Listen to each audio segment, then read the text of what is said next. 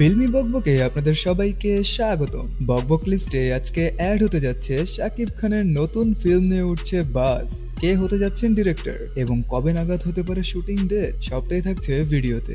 বর্তমানে কয়েকটা বাজ খুব শোনা যাচ্ছিল, যার মধ্যে একটা হলো মিজানুর রহমান আরিয়ানের সাথে শাকিব খান করবে তার next film. But the inside news is এটা জাস্ট একটা প্রাইমারি লেভেলের কথা হয়েছে শাকিব খানের সাথে মিজানুর রহমান আরিয়ানের। তবে ইদানিং আরেকটা বাজ মাথাচড়া দিয়ে উঠেছে, তা হলো বাংলাদেশের আর্মির মেজর রোলে শাকিব খান করবে তার নেক্সট ফিল্ম, এবং যেটা হতে যাচ্ছে বিগ বাজেটের আর্মি থ্রিলার মুভি। সত্যি বলতে একের পর এক ব্লকবাস্টার সিনেমা উপহার দিচ্ছেন শাকিব খান, এবং দর্শকরাও সবসময় চেয়ে আসছে যে উনি ভিন্ন ধর্মী কিছু সিনেমা করুক। তাই এবার বাজ উঠেছে যে প্রথমবারের মতো বাংলাদেশ সেনাবাহিনীর একজন কর্মকর্তার ভূমিকায় দেখা যাবে ঢালিউড মেগাস্টার শাকিব খানকে। বহুদিন ধরে ভক্তদের একটি আকাঙ্ক্ষা ছিল যে তাদের প্রিয় তারকাকে যেন একজন আর্মি অফিসারের চরিত্রে বড় বাজেটের সিনেমায় দেখা যায়। এবার সেই প্রত্যাশাই হয়তো পূরণ হতে যাচ্ছে। এখন বাজ অনুযায়ী সিনেমাটি নির্মাণ করছেন বিজ্ঞাপন নির্মাতা হিসেবে পরিচিত শাকিব ফাহাদ, যিনি এই প্রজেক্টের মাধ্যমে বড় পর্দায় অভিষেক করছেন। জানা গেছে শাকিব খান অভিনয় করবেন একজন মেজর চরিত্রে,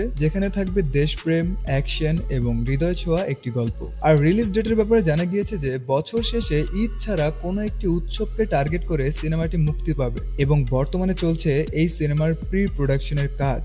আর খুব শীঘ্রই হয়তো শুরু হবে শুটিং। কিন্তু কথা হচ্ছে, যদি এইটা বছরের শেষে আসে তবে শাকিব খান এবং রায়হান রাফির তাণ্ডব 2 এর শুটিং ডেট কি তাহলে পিছাবে? যদিও এই মুভিটা নিয়ে একটা বাজি চলছে, বাট আশা করাই যায় যদি এমন কিছু হয় তবে কিন্তু এইটা ঈদ রিলিজ না করলেও হিউজ একটা কালেকশন করবে, এইটা শিওর। আর হ্যাঁ, শাকিবিয়ানদের জন্য একটা গুড নিউজ, তা হলো শাকিব খান এবার ডিসিশন নিয়েছেন যে সিঙ্গেল স্ক্রিনকে বাঁচাতে বছরে 3টা করে মুভি করতে যাচ্ছেন তিনি। আর আমরা জানি শাকিব খান ছাড়া সিঙ্গেল স্ক্রিন একদমই অচল। So that's a great news.